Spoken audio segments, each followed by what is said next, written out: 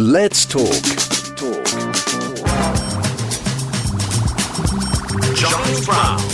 My next guest, Daniel Stables, Fiesta, A Journey Through Festivity. It told through colourful travel narratives centred at some of the world's most eye-catching festivals and interweaved with the insights from the field of anthropology, history, psychology and folklore. Why do we celebrate festivals the way we do? The man with the party hat on and the streamer is indeed Daniel Stables. I'm delighted to say that Daniel joins me live on the line now. Daniel, good morning to you.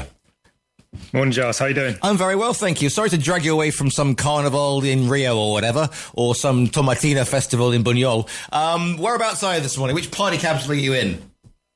I'm in the party capital of Manchester right now. Well, I say nothing. Listen, I'm from party capital of the world. I'm not. I'm from Stoke. Trust me. I mean, Manchester is. Trust me, Manchester is party capital of the world when you're from Stoke. Give me a little bit about your background and why you're eminently qualified to write this book.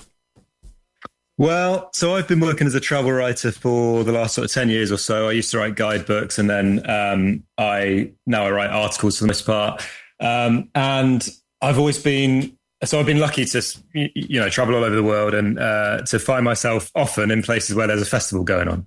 And I always think, lots of people can probably relate to this. Quite often you'll go to a place and the people there will be like, "Oh, you've got to come back during Carnival." I was just in Brazil a couple of months ago in Rio, and everyone said, "You got to come back during Carnival." And sometimes you are lucky enough to find yourself there when a festival's going on. And I just think they're the times where, culture is just turned up to 11. Everything is obviously in the obvious ways: costumes, sounds, music, sights and smells of food and all that stuff. But also just in the way that people there are those times in the calendar when people really want to express their culture in the most vivid way. And also you get all these interesting things going on, people's inhibitions lowered, altered states of consciousness through various means, obviously, chemical and otherwise. And yeah, they're just fun, really. So I always wanted to write a book about festivals when I sort of came to writing my first sort of narrative travel book. And then I was planning on doing it in 2020. And then obviously guess what happened? Yeah, exactly. Festivals were the last thing to come back on the menu, quite rightly. I finally managed to kind of get around to doing it in the last couple of years. And so, as the saying goes, in a world where we're all becoming increasingly bland, we wear the same sort of clothing, we all get coffee from the same place, we all eat in the same chain restaurants. Festivals are an expression of an identity it can be of a nation, it can be of a diversity, a diverse group. It can be, I'm in Spain. We are now currently in the middle of feria season, where basically every pueblo, every village, every municipality, and in Marbella we've got sort of 4 different municipalities at least. So it gives you 4 different excuses to party for a week. Yeah, that's right. I mean, Spain has, I'd say, probably the best festival calendar in the world that I'm aware of. That's why I called the book Fiesta, in fact, because, the word fiesta has all these different meanings of a religious Saint's Day, a secular festival, feast, a party. And so it kind of represented the different types of festival that we get in the world. But one of the chapters in the book is devoted to the Romería to El Rocío. So in Huelva, isn't it? But I went from Seville, so from Andalusia. So, and that's kind of, I describe it as Spain's greatest fiesta in the book. I think there's probably plenty of people would put forward. But you see, there are alternatives for that. The thing is, Daniel, it's because when people think fiesta, they think carnival, Rio, people, not much clothing leaping around. But if you go to Romería, and my pueblo I live is a place called Coin, spelled coin, and it starts from outside the front door of the sort of house that I live in. But it's a religious festival. Everybody gets dressed up, but not, they don't wear silly party hats and whatever. So it is a religious ceremony, but at the same time, it's got a party thrown on. I know Semana Santa is different, but obviously, on the day, the Domingo, that's a very joyful occasion. But if you were to shout out the wrong thing during Viernes Santo, which is the most, the dark one, you find yourself in a lot of trouble. So they're not all, let's get completely wasted and put a silly hat on, are they?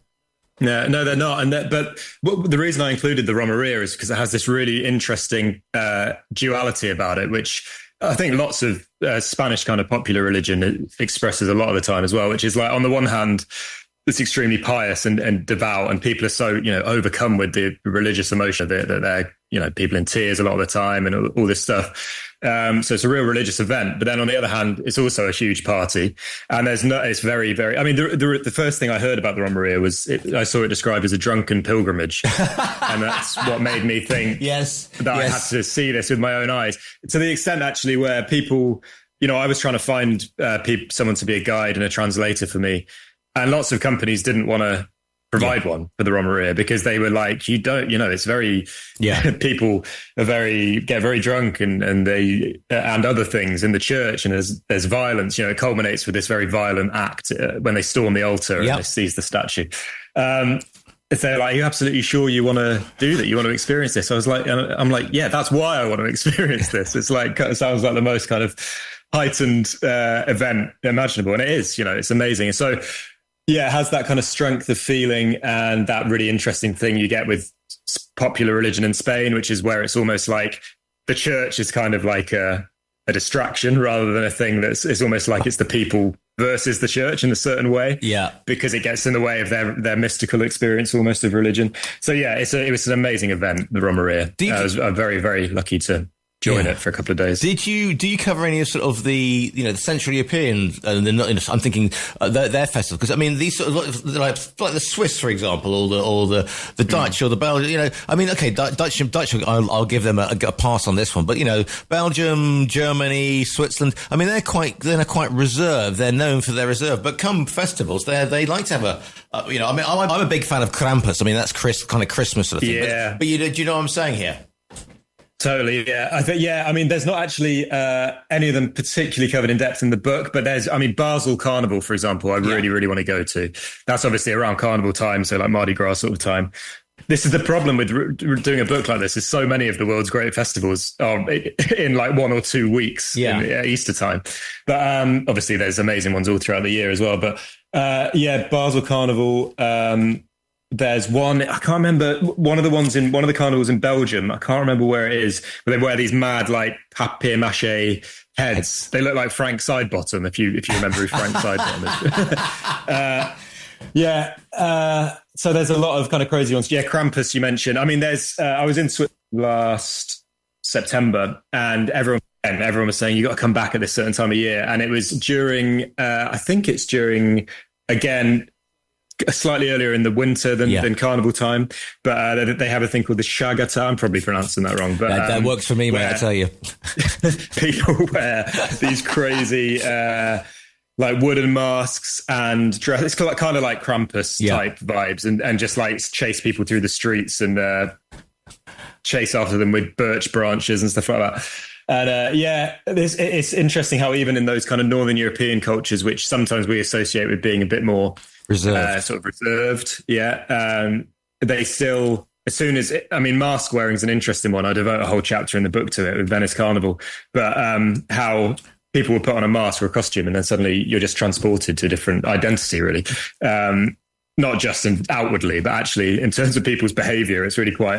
But the thing, quite startling. The thing with Venice Carnival, because I went to Venice. I reported on Venice Carnival with my photographer. The coldest carnival they've ever had, and I thought that carnival would be like a carnival in Spain, with people on the streets and everybody having a great time, and but it was very different. They were very elegant, and also we thought my photographer was like, I hope people won't mind me taking their picture, because sometimes as a photographer or a reporter, as you said, they might say, no. And, Venice, you cannot move for people posing on a bridge. I mean, it's like, I don't take a picture. I just want to get by and try and get an overpriced coffee somewhere. Yeah. Venice Carnival is a really interesting one, because initially when it started in sort of the 12 or 1300s, it was everybody, they wore masks, but everybody wore a plain white mask. And the whole point of it was that everyone looked the same and you couldn't tell who was who. So it would be, a cardinal or a nun or sex worker, whoever, like everybody acting exactly the same underneath this mask. That was the whole point.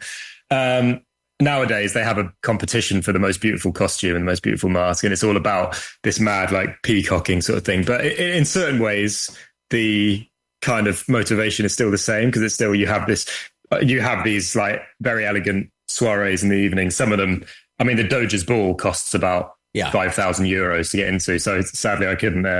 Strangely enough, as a couple of freelance journalists, ourselves, we couldn't get in either. We just spent our time sort of stomping around the place. What's when it comes to money, you mentioned Mardi Gras, you mentioned Carnival Rio and Notting Hill Carnival. Now, I went to Notting Hill Carnival 30 years ago. Before it was getting a little commercial then, but you didn't have the Radio 1 stage. You didn't have so-and-so. So is there a problem that things like Mardi Gras and things like Notting Hill, they become too commercialised and they lose some of perhaps the things that make them special? I think there certainly is. I mean, definitely more or less any festival you go to anywhere in the world, pretty much you'll hear people saying, "Oh, it's not like it was in the old days. It's too commercialized these days," and stuff like that. But I think, if you go back to Venice as an example, Venice is the ultimate kind of, for want of a better word, like Disney-fied place. For better and worse. Local people can't afford to live there. It's like the place is falling apart. It's so busy. But at the same time, you could argue that in lots of ways, it wouldn't really exist at all if it wasn't for that. And, for tourism. And Carnival is the ultimate expression of that because it's the busiest time of year. And but Venice is an interesting one because when you look back over the kind of historical record and you read what people have been saying about these events over the centuries, you'll find that people have always said the exact same thing. So Lord Byron used to go to Venice Carnival a lot. You probably won't be surprised to hear. Strange that. Did he even bother wearing a mask if he was Byron? I mean, it was like... well, yeah. It might have held him back wearing a mask. Exactly, yeah. But he would write letters to people about how what he'd been up to and how hungover he was and all this stuff. But he wrote about how people at the time, when he was there, several hundred years ago, complaining about how it was a kind of pale imitation of, because wearing the masks and stuff obviously is a throwback to like ancient Greece, ancient Greek theatre and stuff, and how Venice Carnival is just a kind of slightly naff imitation of ancient Greek arts and stuff. Whereas now, people would look back at when people like Byron were going there and they might say, it was a bit more authentic back then, blah, blah, blah. So this is kind of one of these things that it's a kind of human nature to just say things were better in the old days. Now, and it's not, it's a celebration of life, but a lot of carnivals, a lot of fiestas, celebrations of the afterlife, of death. I'm thinking, Mexico, the huge Day of Dead carnivals, they have their processions. And also, when you get to sort of New Orleans as well, there's a huge sort of, there's an afterlife afterglow, isn't there, going on, Daniel? There is, totally. I think festivity in general, festivals are kind of, one of the roles they serve is memento mori, for sure. Like it's celebration of life and reminder that life is short and that we're going to die is kind of two sides of the same coin. But then sometimes festivals have a very explicitly kind of end of life association because they're like, ritualistically, they're to do with death or funerals, the end of life. So I went to a festival in Indonesia, Sulawesi, which is this huge island sort of north of Bali and Flores and stuff. And in the highlands of Sulawesi, there are these people called the Toraja, in an area called Tanah Toraja. And their culture, they're Catholics nowadays, but they're kind of like very much survival of their old animist traditions. And their main thing in their culture are these huge effectively funeral festivals. They go on for several days. Hundreds of people come. It's like a party type atmosphere because the main thing about them almost is they sacrifice lots of animals. I'm talking hundreds of pigs the day that I went, hundreds of buffalo the next day. So, it's not one for the kind of, maybe the vegetarians. Not exactly. The vegan tour guide is not going to be happy about that. Yeah. No, exactly. But so someone will die in their community. And then over the months, sometimes years that it takes them to save up all the animals and the money for their funerals, they embalm the body, they keep them in the family home. So you'll have, it's not uncommon to go into a Torajan home and there'll be, a long dead uncle will be sitting in the corner with his favoured possessions from life. So he'll be wearing a Man United shirt and have sunglasses on and holding a phone in his hand. And they'll put these clove cigarettes in their mouth and sort of like their family, they treat them like they're living people. And then when they've got the necessary means, they have these huge funerals. But because they kind of have this quite, I would say, positive attitude towards death, they stare it in the eyes, they're very comfortable with it. These funerals are very joyful affairs. And so they're like, like music, and they do eat the meat the animals they sacrifice. So there's some great barbecue going on. And it's what Uncle Enzo would have wanted, sort of thing. Totally, yeah, exactly, yeah. So I think we have something to learn from that maybe in the West. But festivals definitely play a role with that in lots of cultures. Yeah, this kind of embrace of the end of life and how to deal with it. If you've got to sort of take a narrative thread from this, or is there an underlying thing that links them all together? Is it just that, festivals, carnivals are a celebration of life, of the moment, as it were, and and I'm not going to get too deep and meaningless, but, all the joy of actually being alive, being a sentient being, unless you're obviously Uncle Enzo, and therefore, the joyous experience. That's a big part of it. I think there's other stuff going on as well. I think one of the things I realized is, certainly you're right that there's these common threads. I mean, in the book, I go to all sorts of, I go to rural Indonesia, I go to down the road in Lancashire from where I live, and very, very diverse celebrations, diverse cultures, but common things come out. And one of them is, as you say, just about celebrating life. But there's also, I think, for me, one of the big things about festivals is they kind of allow us to dissolve our individual ego by one means or another, and then connect with something bigger than ourselves. So whether that's society or our culture as we see it, or something divine, if that's what people believe in. But that's definitely a big thing. So I went, for example, Whirling Dervish Festival in Turkey, which is an Islamic, quite, devout traditional festival. But it's the Whirling Dervishes, so they do this trance-like dancing, spinning around, and they get into an ecstatic sort of trance. But they specifically say, we do this to dissolve our ego and get closer to God, as they see it. Yeah. So, and then it struck me that that's not that different. There's lots of kind of entheogenic psychedelic festivals you can go to where people will be invoking Terence McKenna talking about ego death by taking certain substances or whatever, to connect with the universe, and it's the same basically. But it's this communal thing, connection with each other, with society, forgetting about yourself, getting out of your head, out of your head, but also but literally, I know your worries. Yeah. What and to what something about sort of the mask in Venice means you could be a bishop, you could be a nun, you could be a sex worker, you could be Lord Byron, heaven forfend. But is it also a chance to? Because I'm thinking Hoppy, where they just throw all the water festivals and they just throw stuff everywhere, and so therefore it's a chance to turn the established order on its head as well. You can cook a snooker authority, or the mayor or the town elder or whatever. Absolutely. Yeah, that's a huge element of particularly what people call the carnivalesque, this kind of like the carnival mode of being, which is all about drawing life out of its usual rut, is how Mikhail Bakhtin described it. It's like the normal hierarchies are suspended. Lots of the time you go to festivals like the original Venice Carnival as an example, but lots of other sort of religious festivals. The Romeria is an example where people will wear this traditional Andalusian costume. Yeah. And the point of it is partly it's just because of tradition, but I think it's also because it puts everyone on a level playing field. So when you're in that setting, you can't tell whether someone's rich or poor, although you do have to be able to afford in that case, the costume. But, you don't social status is kind of dissolved. In a thing I noticed a lot about festivals is people often take their jewelry off. Yeah. And sometimes that's conscious and sometimes it isn't. But I think, again, it kind of taps into this thing of it doesn't matter if you're teacher or student, boss or employee, blah, blah, it's like everybody's on the same thing. And I think if you're getting a bit kind of theoretical, technical about it, anthropological about it, one of the kind of theories certainly is that the reason festivals do this is because it creates what they call a liminal state, which is where, it's like a threshold way of being. Everyone's the same. And then after that, it kind of brings society together. It gels people together.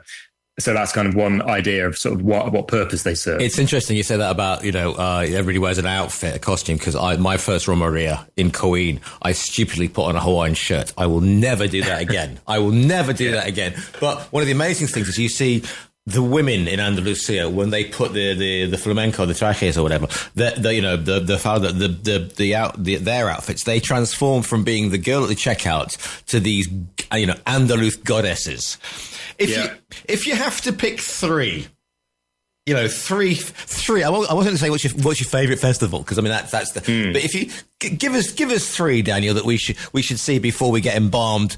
They put a Manchester United shirt on your shudder and stick you in the corner. Okay, well, I mean, this one's not for the faint-hearted, but it's the one that always comes to mind whenever people ask, what's like the most amazing thing you saw during the book, researching the book. So the Phuket Vegetarian Festival, which sounds kind of great.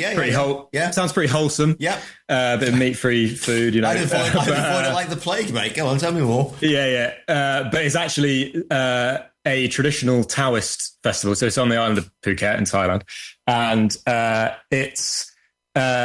they do so basically short sort of potted history is that a opera group from China were touring in Phuket in the 1800s. There was an epidemic. They decided that to protect themselves in the epidemic, they would take up their religious practices from back home, which included abstaining from meat, hence vegetarian festival, but also doing these very extreme, bizarre ritual acts of mortification. So sticking skewers through their faces at strange angles, walking on hot coals, walking up ladders of knives, this kind of thing.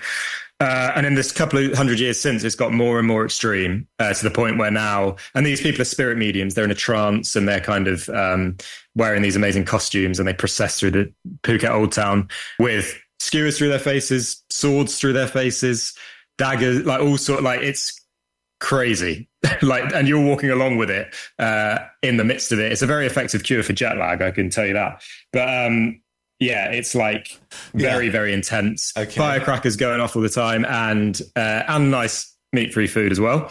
So I'd say the Phuket Vegetarian Festival is definitely worth a look. I'd say if you can get to a Tarajan funeral, do that. It's actually easier than it sounds because it's not really a tourist attraction, but it's a big honor in their culture for anybody who, whether you know the person or not, to go to one of the funerals. Yeah. So most of the people there will be strangers at any given time. You can go to a town called Rantapao, which is in the middle of South Sulawesi, and you can find a guide normally who will take you and translate for you. And as long as you take a brick of clove cigarettes and a bottle of palm wine, then you'll be welcomed with open arms. So I would say, and that's really interesting because it just kind of really challenges all of our normal ideas about the end of life and stuff like that. I found it quite a profound experience, really. And then, one more. Okay, I would say we've talked about the Romeria already. So I'm going to say the Pèlerinage Gitan, which is in the Camargue in south of France. And it literally means the gypsy pilgrimage. And it's kind of a Romany. It's interesting because it's like a national day. Obviously, Romany people are characterized by being nomadic and not having a country, so to speak, which is just their own. So it's almost like their national day. But Romany people from all across Europe come to this little town called Saint-Marie-de-la-Mer in the south of France. And because it's all these different cultures, you've got like amazing, you've got like all their different types of music and food. So you've got Parisian gypsy jazz, and you've got Balkan brass music and klezmer music, and then all these amazing smells of all the different diaspora cuisines. So like shakshuka and paella, baked apples, like all these kind of like just amazing from all across Europe. And it culminates kind of not dissimilarly to the Romeria, to El Rocio. It culminates in a procession of a statue, in this case, a statue of Saint Sarah, who's their patron saint.